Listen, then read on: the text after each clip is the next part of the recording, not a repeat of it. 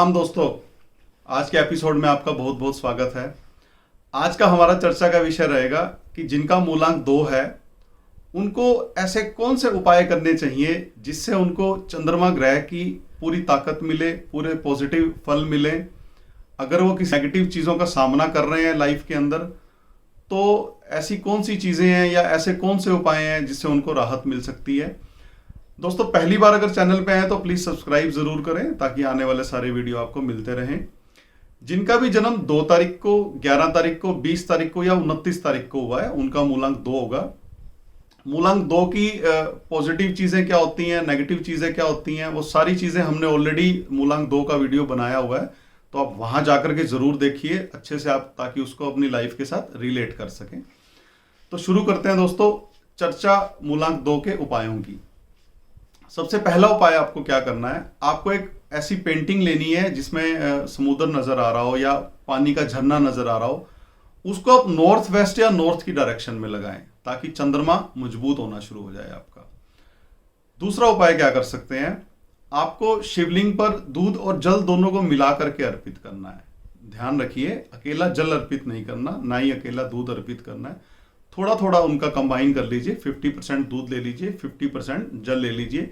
जब आप इन दोनों को मिलाएंगे तभी आपका उपाय जो है पूर्ण माना जाएगा। तीसरा उपाय आपने क्या करना है, साल में जब भी चंद्र ग्रहण का अवसर आए, आप ग्रहण के बाद अनाज दान करें और उस अनाज के अंदर आप चावल जरूर शामिल करें। आप मान लीजिए गेहूं का दान कर रहे हैं तो आप थोड़े से उसके अंदर 2 किलो या 1 किलो, जितनी आपकी श्रद्धा है, थोड़े से चावल ऐड कर दीजिए, थोड़ा सा दूध ऐड कर दीजिए। और आपको एस्ट्रोलॉजर की ओपिनियन से या किसी अच्छे विद्वान की ओपिनियन लेकर के, कंसल्टेशन लेकर के सुचा मोती आप डाल सकते हैं। बच्चा है तो गले में डाल सकता है, या फिर आप मून स्टोन भी धारण कर सकते हैं। और चौथा उपाय आपको क्या करना है, एक मंत्र है चंद्रमा का, चंद्रमा ग्रह का, ओम सोम सोमाय नमः। आप इस मंत्र का 2 महीने लगातार, कम से कम 2 महीने लगातार, जिंदगी में एक बार तो जरूर ये उपाय करें। जिनका भी मूलांक 2 है, पूजा के बाद कर सकते हैं, पूजा के समय कर सकते हैं। अगर आपको लगता है कि समय की कमी है, आप गाड़ी में कर सकते हैं। किसी भी तरीके से कोई वहम ना करते हुए 108 बार आप इस मंत्र का जाप जरूर करें। आपको एक अलग तरह की पॉजिटिविटी अपने चारों ओर नजर आने लगेगी। आपका जो सेंसिटिव थे, आप जो इमोशनल इशू कभी कभी आपके साथ हो जाते थे, उनके अंदर आपको राहत जरूर मिलेगी। आप हर पूर्णिमा पे व्रत कर सकते हैं। किसी भी विद्वान की राय ले लीजिए, नहीं तो पूर्णिमा के व्रत कैसे करना है उसकी कथा वगैरह का सब किताब वगैरह आजकल मार्केट में मिल जाती है। जब भी आपको लगे कि जिस महीने भी आप खुद को सूटेबल समझें व्रत करने की कंडीशन के हिसाब से, यदि कोई मेडिकल प्रॉब्लम नहीं है तो व्रत जरूर करें। इससे हमारा आत्मबल बढ़ता है। जब आत्मबल बढ़ता है तो चंद्रमा अपने आप मजबूत होना शुरू हो जाता है कुंडली के अंदर। जब भी आपको लगे कि जीवन में आप गिर रहे हैं, आपका हौसला डाउन हो रहा है, या किसी तरीके से आपको लगे कि कंफ्यूजन्स ज्यादा हो गई हैं लाइफ के अंदर, या धन की कोई समस्या आ गई है, तो बीच में जब भी आपको समय लगे आप गंगा स्नान जरूर करें। या किसी कोई भी धार्मिक स्थल, यदि आप हिंदू नहीं है, आप सिख हैं, तो आप किसी भी गुरुद्वारे के सरोवर में स्नान कर सकते हैं। या बहुत से गुरुद्वारे ऐसे हैं जो नदी किनारे बने हुए हैं, आप वहाँ जरूर जाइए, उसमें कुछ अपने पैर डाल करके थोड़ी देर बैठिए, स्नान कीजिए, एक आधा दिन वहाँ पे रुकिए और फिर घर आइए। आपको एक अलग तरह की पॉजिटिविटी अपने अंदर नजर आने लगेगी। आपको लगेगा कि आपकी उलझनें खत्म हो रही हैं धीरे धीरे। और आप, यदि आप अफोर्ड कर सकते हैं, तो आप एक चांदी का छोटा सा आप घोड़े या घोड़ी का स्टैचू बनवा करके अपने पास रख सकते हैं। इसको हम ज्योतिष की भाषा में कहते हैं कि चंद्रमा को कायम करना किसी भी तरीके से। तो आप ये उपाय कर सकते हैं, बहुत अच्छा फल इसका देखा गया है। और माता की सेवा जरूर करें, माता को कष्ट मत दीजिए। कभी कभी जब भी आपको लगे कि आप फ्री हैं, आप माता के चरण स्पर्श करें, आप उनके पैर दबाइए, कुछ ऐसा जिससे उनको राहत मिलती है, कुछ उनके लिए गिफ्ट लेकर के आइए। आप किसी भी तरीके से आपको माता की ब्लेसिंग लेनी है, माता के साथ रहना है, माता को परेशान नहीं करना। जब तक आप ये काम नहीं करेंगे तो आप कितने भी उपाय कर लीजिए, आपको कोई ज्यादा बेनिफिट नहीं मिलेगा। और घर में आपको सदा ही दूध और चावल का स्टॉक मेंटेन करना है। मतलब आपके घर में हर वक्त 10 किलो चावल पड़े हों। आप कैसे कर सकते हैं इस उपाय को, आप एक कोई भी बर्तन ले लीजिए, उसके अंदर एक हाफ के अंदर एक निशान लगा दीजिए। मान लीजिए आपने 10 किलो का बर्तन ले लिया, उसमें 10 किलो चावल आपने डाल दिए।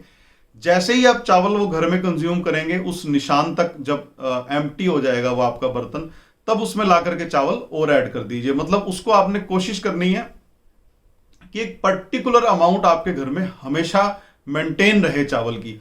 और जो दूध है कभी खत्म नहीं होना चाहिए आपके घर के अंदर। यदि 1 किलो की रिक्वायरमेंट है, आप 1.25 किलो दूध लगाएं। जब भी कोई भी गेस्ट आ जाए आपके घर में, कुछ भी हो, किसी भी तरीके से आपके घर में दूध समाप्त नहीं होना चाहिए। इस उपाय के प्रैक्टिकली हमने बहुत अच्छे फल देखे हैं।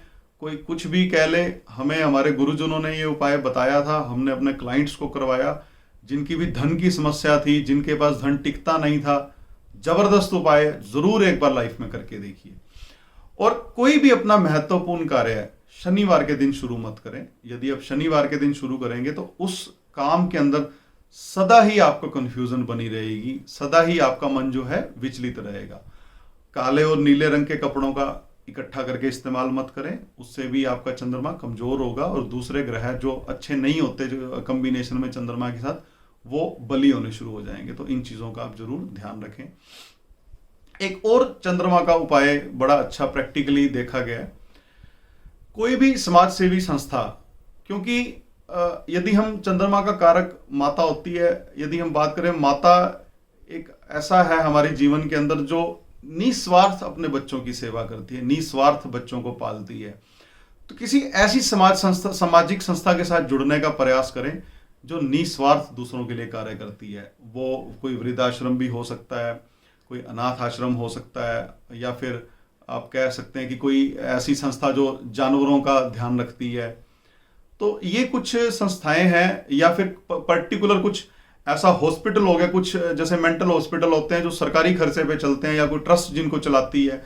तो वहां पे जाकर के कुछ ना कुछ आप अपना कंट्रीब्यूशन दीजिए, चाहे आप सेवा कीजिए, किसी भी तरीके से टच में रहें, मतलब उनके लिए कुछ ना कुछ करते रहें। और प्रैक्टिकली आपको इसके बहुत फायदे मिलेंगे। करके देखिए, एक बार अजमा करके देखिए, कुछ जा थोड़ी रहा अपना, थोड़ा सा मतलब वक्त ही तो लग रहा है, कोई बात नहीं, करके देखिए। और जिनका भी मूलांक 2 है, उनकी इंट्यूशन पावर बहुत स्ट्रांग होती है, उनका अंतर्मन बहुत ज्यादा एक्टिव होता है। अगर वो चाहते हैं कि मतलब सदा उनका अंतर्मन उनको उसके बेनिफिट मिले इंट्यूशन पावर के, तो मेडिटेशन जरूर करें। थोड़ा सा सुबह समय निकालिए 10 मिनट के लिए, रात को समय निकालिए 10 मिनट के लिए, किसी भी तरीके से आप अपनी लाइफ के अंदर एक मेडिटेशन का रूटीन जरूर बनाइए। नेक्स्ट रेमेडी क्या कर सकते हैं? यदि आपको किसी ने कह रखा है कि आपकी कुंडली के अंदर चंद्रमा शनि इकट्ठे हैं, चंद्रमा केतु इकट्ठे हैं, चंद्रमा राहु इकट्ठे हैं, हमारे बहुत से वीडियो के अंदर एक कमेंट भी आता है कि किसी का मूलांक 2 है, भाग्यांक 7 है, या मूलांक 2 है, भाग्यांक 8 है, या भाग्यांक 2 है, मूलांक 8 है। किसी भी तरीके से शनि केतु का चंद्रमा के साथ संबंध बन रहा है। तो एक विशेष उपाय आज मैं उनको भी बता रहा हूं जिन्होंने अक्सर मेरे वीडियो पे कमेंट करके पूछा है। इस कॉम्बिनेशन वाले लोगों ने, आपको भगवान शिव के अर्धनारेश्वर रूप का ध्यान करके उनकी पूजा करनी है। आपको इजीली ये नेट पे मिल जाएगा, अर्धनारेश्वर स्वरूप भगवान शिव का। बहुत बढ़िया रिजल्ट इसके देखे गए हैं। जिनको भी फोबिया रहता है इस युति की वजह से, जिनको भी गाइडलाइन नहीं मिलती लाइफ के अंदर कि हमने क्या करना है जीवन में, बहुत अच्छे परिणाम इसके देखे गए हैं। और यदि अगर आपको कोई मेडिकल कंडीशन एप्लीकेबल नहीं है आपके ऊपर, आपको इनडाइजेशन की दिक्कत रहती है, बार बार खांसी जुकाम हो जाता है, सर्दी लगती है, चेस्ट कंजेशन होने लगती है, तो स्पेशली सूर्यास्त के बाद दूध का सेवन मत करें। जब हम सूर्यास्त के बाद दूध का सेवन करते हैं, उससे भी हमारा चंद्रमा कमजोर होता है। तो ध्यान रखें कि यदि कोई मेडिकल कंडीशन नहीं जुड़ी हुई तो आप रात को दूध का सेवन मत करें। अगर आप पीना चाहते हैं तो सूर्यास्त से पहले पिए, कोई दिक्कत नहीं है। और यदि आप मान लीजिए किसी धर्म स्थान पे आप यात्रा कर रहे हैं, चाहे वो कोई ऐतिहासिक है, चाहे कोई रूटीन में आपके घर के पास का मंदिर ही क्यों ना हो, जब भी आप धर्म स्थान पे जाएं, वहां पे जो जल है धर्म स्थान का, उसका सेवन जरूर करें। जो भी पानी की टंकी रखी है, अगर जमीन का पानी मिल जाता है उस धर्म स्थान पे तो बहुत अच्छी बात है। कोई नलका लगा है या कोई सबमर्सिबल लगा है तो जल का सेवन जरूर करें। वहां पे जाकर के आधा गिलास ही पी करके आए चाहे, इससे आपके चंद्रमा को बहुत मजबूती मिलेगी। राहु केतु जो आपकी कुंडली में है वो शांत होने लगेंगे।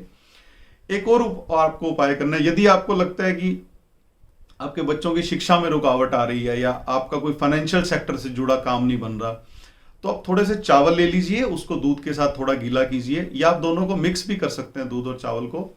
किसी साफ पानी में उनको एक बार प्रवाहित जरूर करें। साल में एक बार आप ये उपाय जरूर करें। यदि आपका मूलांक 2 है या आपकी कुंडली में भी कोई चंद्रमा से जुड़ा हुआ दोष है, तो ये वाला उपाय साल में एक बार जरूर करें। और एक चीज और है कि जब भी आप मोती डालें, हमने जैसे भी इन उपायों के दौरान चर्चा की थी कि आप किसी विद्वान की राय लेकर के मोती डाल सकते हैं, तो उस मोती को शुक्ल पक्ष में धारण करने का प्रयास करें। कृष्ण पक्ष में उस मोती को मत धारण करें। चाहे आप मोती डाल रहे हैं, मूनस्टोन धारण कर रहे हैं, अब मछमनी एक आई है, चंद्रमा के उपाय में यूज की जाती है, वो भी आप यूज कर सकते हैं। तो शुक्ल पक्ष के जब चंद्रमा बली स्थिति के अंदर हो, शुक्ल पक्ष की सप्तमी से लेकर के पूर्णिमा के बीच में उसको धारण करने का प्रयास करें। अक्सर हम ये गलती कर जाते हैं, मोती तो हम धारण कर लेते हैं पर हम कृष्ण पक्ष और शुक्ल पक्ष का ध्यान नहीं रखते।